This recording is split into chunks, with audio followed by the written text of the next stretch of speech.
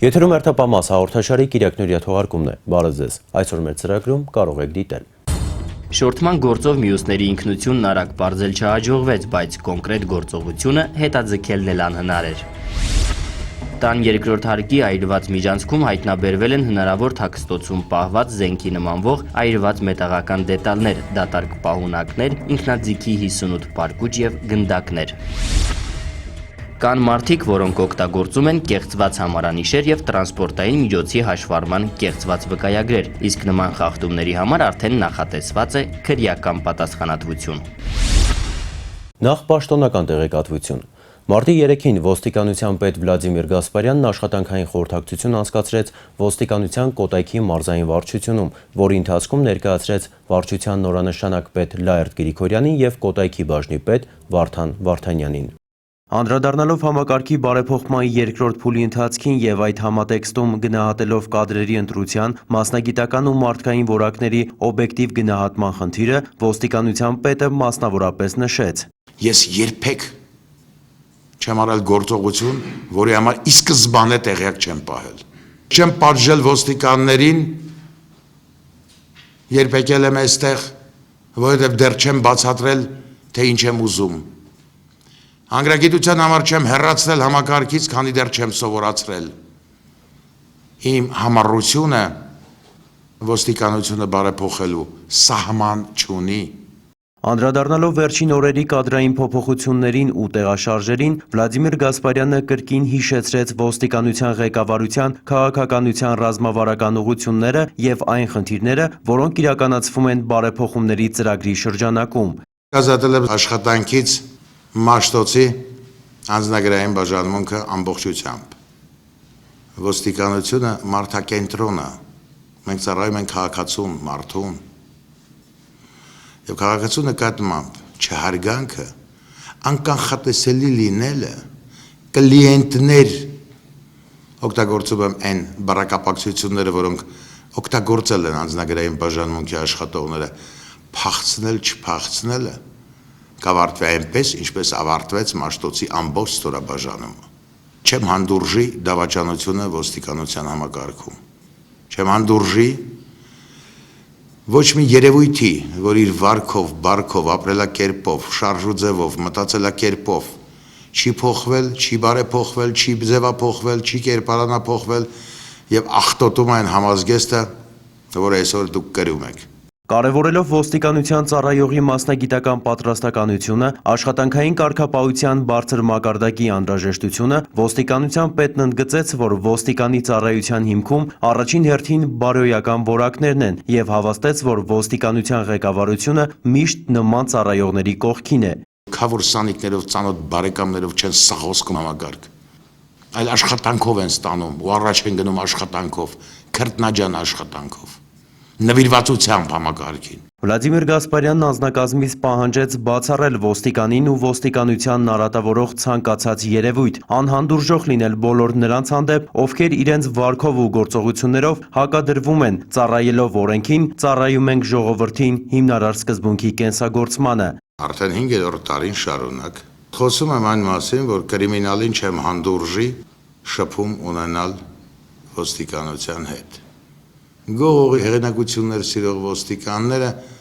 շատ ավելի վատն են, քան գողն ու հանցագործում դեմ մենք պայքար ենք մղում։ Դրանք վհուկներ են մտած մեր համազգեստի մեջ։ Նոր համազգեստը աղտոտել, ճակատագրական կլինի ցանկացածի համար։ Ոստիկանության պետը անդրադարձավ նաև հասարակությանը ծառայություններ մատուցող ստորաբաժանումների գործունեության, անչափահասների հետ տարվող աշխատանքների, երիտասարդ կադրերի ու փորձառու ծառայողների համագործակցության եւ մի շարք այլ խնդիրների։ Աշխատանքային խորհրդակցության ավարտին Վլադիմիր Գասպարյանը համապատասխան ծառայությունների պատասխանատուներին տվեց կոնկրետ ցուցումներ ու հանձնարարականներ։ Քրեական քրոնիկոնը սկսենք Եղեգնաձորից, որտեղի քրեական հետախույզները կանխեցին վտանգավոր զարգացումներ ունեցող այնպիսի մի հանցատեսակ, ինչպիսին շորթումն է։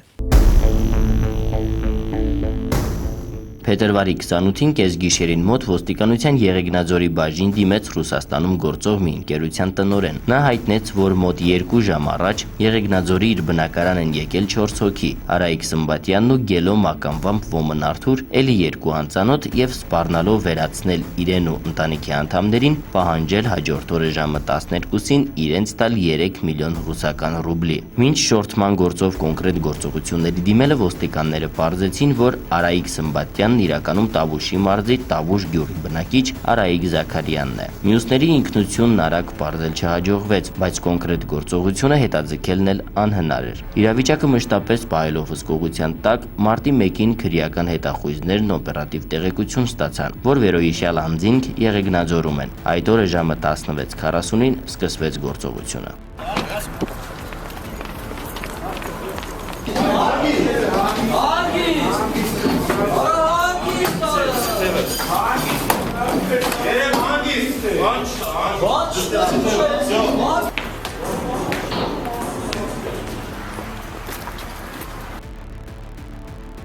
Շորթման փորձ կատարելու կասկածանքով Եղեգնաձորի Մոմիկի փողոցից ոստիկանություն բերման ենթարկվեցին մի խումբ անձինք, մեծ մասը նախկինում քրեական օրենսգրքի տարբեր հոդվածներով դատված։ Հարուցվեց քրեական գործ, Երևանի բնակիչ Գելո Մակամվամբ Արթուր Հովանեսյանն ու Արայիկ Զաքարյանը կալանավորված են, քննությունը շարունակվում է։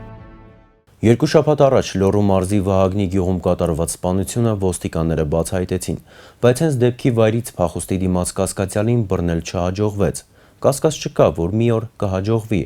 իսկ դեպքը 5 օր անց նոր զարգացումներ ստացավ։ Այս տարվա փետրվարի 22-ին գիշերվա ժամը 2-ին Վանաձորի շտապօգնության կայանից հաղորդում էր ստացվել, որ Վահագնի գյուղի մոտ ճանապարհի եզրին հայտնաբերվել է նույն գյուղի 44-ամյա բնակիչ Նվեր Քոչինյանի դիակը։ Ոստիկանության Լոռու մարզային վարչության եւ Գուգարքի բաժնի ղեկավարությունն ու օպերատիվ խմբերը դատաբժշկի, փորձագետի եւ քննիչի հետ մեկնել են դեպքի վայր։ Դիակի զննությամբ գլխի հետևի մասում հայտնաբերվել է հրազենային վնասվածք։ Դիակի մոտ հայտնաբերվել է ՏՏ տիպի ատրճանակի կրակված փամփուշտի 1 պարկուճ եւ չկրակված 1 փամփուշտ։ Նույն օրը քննչական կոմիտեի Լոռու մարզային քննչական վարչությունում հարուցվել էր քրեական գործ։ Ձեռնարկված օպերատիվ հետախուզական եւ քննչական համատեղ միջոցառումների արդյունքում պարզվել է, որ այդ օրը ժամը 1-ի սահմաններում Գուգար գյուղի բնակիչ 42-ամյա Արմեն Կախյանը վիճաբանության ժամանակ կյանքից զրկելու դիտավորությամբ ապօրինի պահվող ատրճանակով 1 անգամ կրակել է Նվեր Քոչինյանի գլխին եւ սպանել նրան։ Արմեն Կախյանը դեպքի վայրից հեռացել է իրեն պատկանող Համմեր մակնիշի ավտոմեքենայով, որն էլ որոնողական աշխատանքների արդյունքում փետրվարի 22-ի կեսօրին հայտնաբերվել է Վահագնի գյուղում գտնվող Սերոժի աղբյուր կոչվող հուշ աղբյուրի տարածքում։ Ավտոմեքենայի խուզարկությամբ առջևի աջ նստատեղի տակ հայտնաբերվել է ՏՏ տիպի ատրճանակի 1 փամփուշտ։ Նույն օրը Արմեն Կախյանի նկատմամբ հայտարարվել է հետախուզում։ Իսկ փետրվարի 27-ին առավոտյան ժամը 7:30 ահազանգ է ստացվել, որ այրվում է Վահագնի գյուղում գտնվող Արմեն Կախյանի տունը։ Դեպքի վայր մեկնած օպերատիվ խումբը պարզել է, որ 1 ժամ առաջ ինքնությունը չպարզված անձը կոտրելով երկրորդ հարկի արևմտյան մասի պատուհանի ապակիները հրկիզել է տունը։ Այրվել է երկրորդ հարկի մի մասը գույքով, պատճառվել է զգալի չափերի վնաս։ Դեպքի վայրի զննությամբ ննջասենյակներից մեկում հայտնաբերվել է ապակյա օղուշիշ կերոսինատիպ հեղուկի մնացորդով, իսկ տան արևմտյան պատի տակ դրսի կողմում հայտնաբերվել են կիսայրված լաթերով փաթաթված փայտի կտորներ։ Հրդեհաշիջման աշխատանքների ժամանակ տան երկրորդ հարկի այրված միջանցքում հայտնաբերվել են հնարավոր թաքստոցում պահված զենքի նմանվող այրված մետաղական դետալներ, դատարկ պահունակներ, ինքնաձիգի 58 պարկուճ եւ գնդակներ։ Հրկիզման դեպքի առթիվ էլ հարուցվել է քրեական գործ։ Նշանակվել են փորձաքննություններ։ Արմեն Կախյանին եւ հանցագործության գործիք հրազենը հայտնաբերելու ուղղությամբ միջոցառումները շարունակվում են։ Կյանքի եւ առողջության դեմ ուղղված հանցագործությունների բացահայտման աշխատանքների ընթացքում պատահում է, որ հենց տուժողներն են իրավապահներից թաքցնում դեպքի հանգամանքները, նույնիսկ շեղում քննության ընթացքը հայտնելով ակնհայտ կեղծ տվյալներ։ Այնինչ թշնաման կարող է ձևավորվել դրանցից յուրաքանչյուրի պարագայում եւ անկողմնակալ քննության բացակայությունը կարող է ունենալ նոր ու ոչ պակաս ծանր հետևանքներով զարգացումներ։ Փետրվարի 21-ի ուշ երեկոյան հիվանդանոցից հաղորդում է ստացվել, որ ձախ ոտքի մկանի սալջարդ ախտորոշմամբ բուժօգնության է դիմել 54-ամյա մի տղամարդ։ Նա հայտնել է, որ հացատան մոտ վայր է ընկել։ Վնասվածքի համար նույն պատճառն է ներկայացրել նաև ոստիկաններին։ Նյութերի նախապատրաստման ընթացքում պարզվել է սակայն, որ պատճառը քիչ այլ է։ Անհայտ մեքենայի նույնքան անհայտ վարորդն է հետընթաց կատարել ու հարվածել տուժած տղամարդու ոտքին։ Մեկ այլ օրինակ։ Փետրվարի 24-ի ուշ երեկոյան որովայնի փափուկ հյուսվածքների տրավմա ախտորոշմամբ հիվանդանոց տեղափոխված կինը, չնայած բավական լուրջ ախտորոշմանը, հայտնել էր, որ ամուսինը կատակով հարվածել է որովայնին։ Արարքի հումորային մասը չընկալած ոստիկանները պարզել են, որ տանը ընտանեկան հարցերի շուրջ ծագած վիճաբանության ժամանակ ամուսինը ձեռքերով ու ոտքերով մոտ 5 անգամ առանց որևէ կատակի հարվածել է կնոջ որովայնին ու գլխին։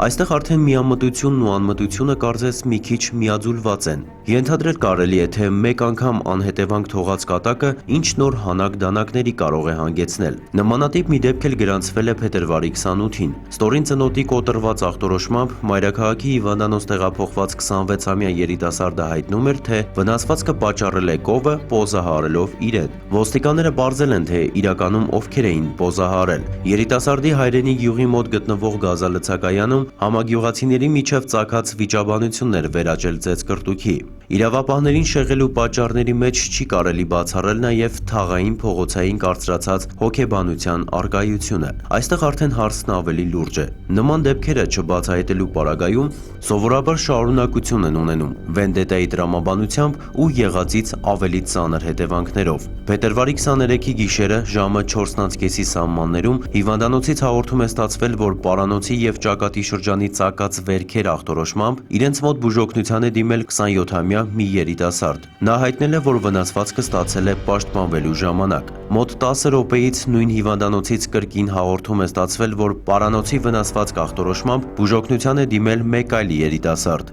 Ըստ նրա, վնասվածքը ստացել է գնացքի գծերի վրա ընկնելու հետևանքով։ Իսկ քրեական հետախույզները պարզել են, որ կատարվածը պատահականություն չէ։ Բացատրական աշխատանքի շնորհիվ բաժին ներկայացած տղամարդը խոստովանական բացատրություն է տվել, որ գիշերվա 2-ի կողմերը գիշերային ակումբի մոտ ծագած վիճաբանության ժամանակ իր մոտ եղած դանակով ինքն է հարվածել երիտասարդներին, որոնք էլ իրենց հերթին ձեռքերով և ոտքերով հարվածներ են հասցրել իր մարմնին։ Քննությունը կպարզի, թե ով ինչքանով է մեղավոր, ու լավ է, որ պարզողը հենց քննությունը լինի։ Այլապես այս միջադեպով հիմք դրված թշնամանքը ինչ զարգացումներ ու ինչ նորանոր հետևանքներ կունենար, կարելի է պատկերացնել։ Քիչ չեն նաև այն դեպքերը, երբ տուժածները իրավապահներին դիմում են բավական ուշ։ Այստեղ ենթադրությունը մեկն է՝ ծագած հարցերը նախ փորձում են լուծել սեփական ուժերով, կասկածելի եղանակներով, գուցե նաև նոր հանցանքով և միայն չհաջողելուց հետո գնում են ոստիկանություն։ Նման մի բան էլ եղավ փետրվարի 25-ին։ 30-ամյա երիտասարդը հանկարծ հիշեց, որ փետրվարի 19-ին հայրենի քաղաքի մի փողոցում կենցաղային հարցերի շուրջ ծագած վիճաբանության ժամանակ 3 համագյուղացիներ ծեծի էին ենթարկել իրեն, պատճառելով վնասվածքներ։ Ընդ որում երիտասարդը հիանալի ճանաչում էր ծեծողներին։ Եվ հիմա ոստիկանները դեպքից միայն 6 օր անց ձեռնարկում են միջոցառումներ ծեծողին հայտնաբերելու ուղղությամբ։ Իրականությունը կոծկելու դեպքերը քիչ չեն նաև վթար վրա երթերի ժամանակ։ Այսպես, փետրվարի 24-ին կրծքավանդակի և ծնկահոդի փափուկ հյուսվածքների սալջարդ ախտորոշմամբ բուժօգնության տեղափոխված երիտասարդը հայտարարում էր, թե վնասվածքը ստացել է իրենց շենքի աստիճաններից ընկնելու հետևանքով։ Ոստիկանները սակայն պարզել են, որ նրան վրա երթի է ենթարկել Volkswagen Vento Magnishi մեքենայի վարորդը։ Քիչ ուշ վարորդը ներկայացել է բաժին և տվել խոստովանական բացատրություն։ Այսօր այսքանը։ Հուսանք, որ ներկայացվածներից էլ պարզ երևում է, թե նման դեպքերում ճշմարտությունը թաքցնելը որքան անիմաստ, անհեթեթ, նույնիսկ անհեռատես ու վտանգավոր արարք է։ Թեմային դեռ կանդրադառնանք ավելի մանրամասն ու հանգամանալից, քննարկելով արարքի հոգեբանական, բարոյական ու իրավական կողմերը։ Իսկ այժմ միայն հորդորենք մեր քաղաքացիներին իզուր տեղը չծանրացնել ոստիկանների առանց այն էլ ծանրաբեռնված աշխատանքը, միամիտ ու անմիտ հորինվածքներով չշղարշել ճշմարտությունը, որը արևերես հանելը ոստիկանների գործն է։ Իսկ վերը նշված դեպքերն էլ ապացուցում են, որ այդ գործում նրանք հաջողում են։ Շարունակում ենք թողարկումը։ Ճանապարհային ոստիկանության աշխատանքի արդյունավետության միակ գրավականը անվտանգ երթևեկությունն է, եւ ամեն ինչ արվում է հենց այս տրամաբանության տեսանկյունից, եւ սա պետք է գիտակցեն երթևեկության բոլոր մասնակիցները։ Իսկ այն վարորդներին, որոնք նախընտրում են ազատորեն խախտել օրենք ու կարգ, կարծելով թե կարող են խորամանկ միջոցներով խուսափել պատասխանատվությունից, տեղեկացնենք, որ այսօր ճանապարհային ոստիկանությունը զինված է ամենաժամանակակից տեխնիկական միջոցներով եւ խախտում հայտնաբերելը բարդ գործ չէ։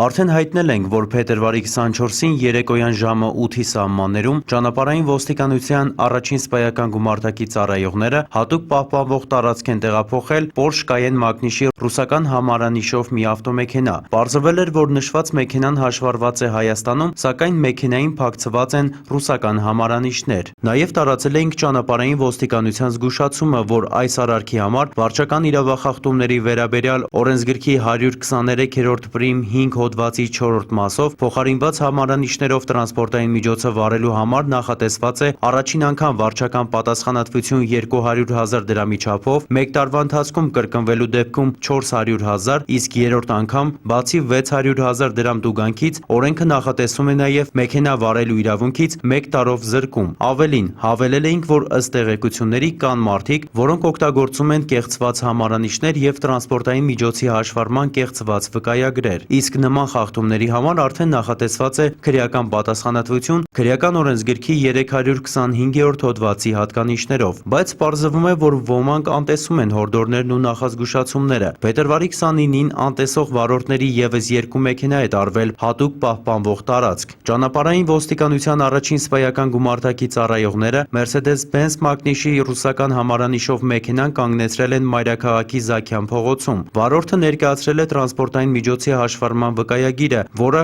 կասկածելի է թվացել ճանապարհային ոստիկաններին։ Ստուգման պարզվել է, որ մեքենան հաշվառված է Հայաստանում, իսկ մեքենայի զննությամբ հայտնաբերվել են իսկական հայկական համարանիշները։ Նույն օրը Մայրաքաղաքի Պուշկինի փողոցում կանգնեցվել է Mercedes-Benz G500 Magnish-ի նույնպես ռուսական համարանիշով մի մեքենա։ Ստուգման պարզվել է, որ Հայաստանում հաշվառված այս Mercedes-ի վարորդն էլ մեքենան շահագործում էր փոխարինված համարանիշներով։ Կրկին հորդորում ու զգուշացնում ենք, տրանսպորտային միջոցը չվարել փոխարինված համարանիշներով ու զերծ մնալ եւ վարչական եւ քրեական պատասխանատվություններից։ Արցախյան ազատամարտը մեկ անգամ եւս հավաստեց հայության կամքը, փորձության ժամին միաբանվել, աշխարհի բոլոր ծագերից գալ, համախմբվել, մի բռունցք դառնալ։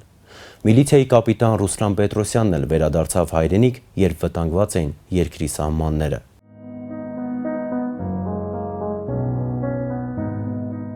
3 տարեկան էր, երբ Վանաձորից տեղափոխվեցին Թիֆլիս։ 1988 թվականին Օրջոնիկիձեի բարձրագույն զինվորական հրամանատարական ուսումնարանն ավարտելուց հետո ծառայության անցավ ԽՍՀՄ ներքին գործերի նախարարության ներքին զորքերի Օրենբուրգ քաղաքում տեղակայված գնդում։ Իսկ Հայաստանում տագնապալից ժամանակներ էին, հայրենիքն իր նվիրյալ զավակների կարիքն ուներ։ Հայաստան տեղափոխվելու որոշումը Ռուսլան Պետրոսյանի համար դարձավ գերակա։ Զեկուցագրերը հրամանատարության կողմից մերժվում էին, իսկ ինքը շարունակում էր գրել։ Ի վերջո հասկանալով, որ այսպես թե այնպես գնալու է, թույլատրվեց զինծառայությունը շարունակել Հայաստանում։ 3 տարեկան էր հայրենիքից հեռանալիս, վերադարձավ 25 տարի անց կնոջ ու 3 տարեկան դստեր հետ։ Ծառայության անցավ ներքին գործերի նախարարության ներքին զորքերի մոտոհրաձգային գնդում որպես վաշտի հրամանատարի տեղակալ։ Կադրային սպայի հմուտ հրամանատարի կարիք մեծապես զգացվում էր եւ Ռուսլան Պետրոսյանը հայտնվեց մարտական գործողությունների կիզակետում,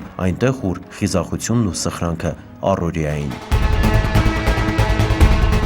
1994 թվականի գարնանը Ռուսլան Պետրոսյանի վաշտը Ֆիզուլիում էր։ Մերոնք ապահովելով պաշտպանությունը եւ իրականացնելով հակահարձակման գործողություններ հակառակորդի ռազմակայաններն էին վերցնում։ Ծանր մարտեր էին։ Ապրիլի 16-ն էր։ Ճակատային այդ հատվածի կարևոր դիրքերը պահելու խնդիր էր դրված։ Մարտը վճռորոշ էր, զոհերն անխուսափելի։ Ռուսլան Պետրոսյանը փորձում էր նռնականետով կասեցնել հակառակորդի առաջխաղացումը։ Թշնամին ի վերջո հայտնաբերեց նրա կրակակետն ու արկը պայթում է ուղիղ Ռուսլանի դիրքում։ Տղաները գնդակոծության տարապի տակ դուրս են բերում հրամանատարի մարմինը։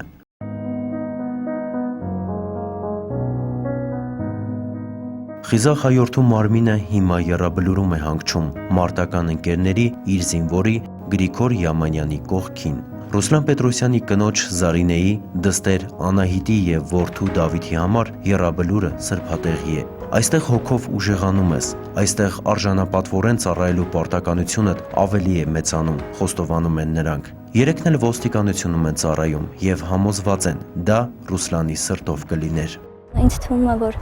յուրաքանչյուր այստեղ գտնվող զավակի երեխա զավակ կասի, որ այս վայրը իր համար սրբություն է, այստեղ գալով ուժեղանում է։ Յուրաքանչյուր պահ, երբ զգում ես արդեն մի փոքր թույլ ես, մի փոքր ընկճված ես, գալիս ես այստեղ, հավաքում ես քո ուժերը, քաջալերվում ես եւ գնում ես։ Հայրենասիրություն, արժանապատվություն, պատասխանատվության պարտք հորից են սովորել եւ գալիս են եռաբլուր նրան հաշվետու լինելու։ Ես հայրիկից չեմ տեսել,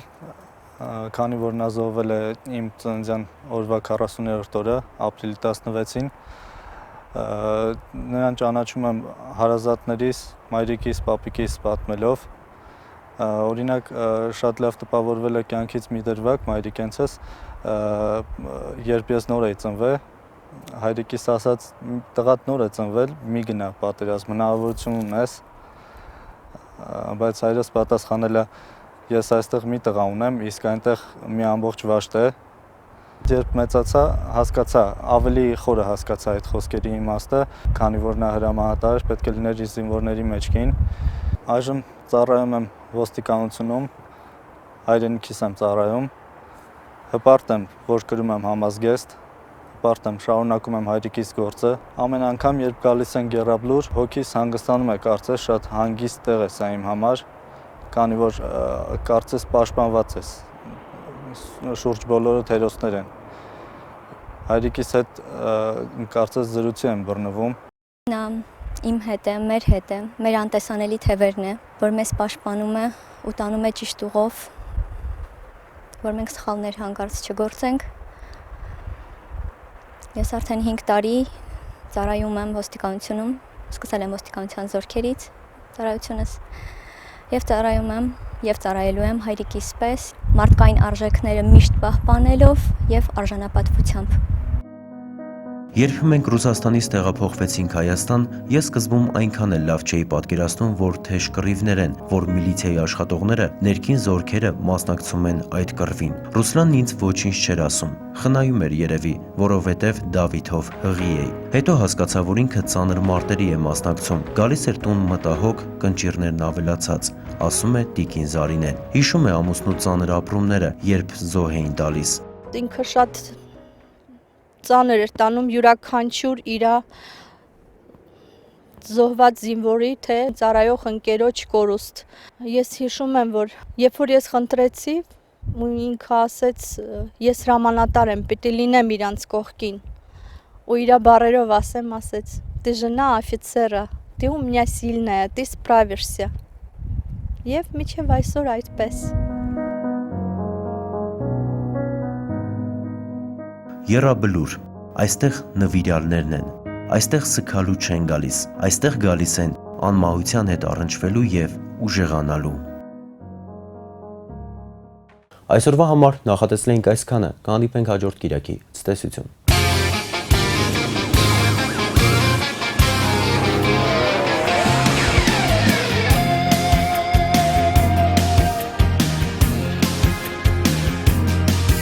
Քայլար քայլ դու կպարտ ու վստահ Եվ ոգով և ուշով դուք անցաք Ճանապարհ շատ երկար մեզ սատար դուք դարձաք Եվ եկաք ու հասաք միշտ պատրաստ Իմ էզուր կառուցվեց մի հսկա Մի բանակ որ պատրաստ է անվար Ատիցանու ժամանքին աննկար Եվ հույսի համապի մեզ պաշտպան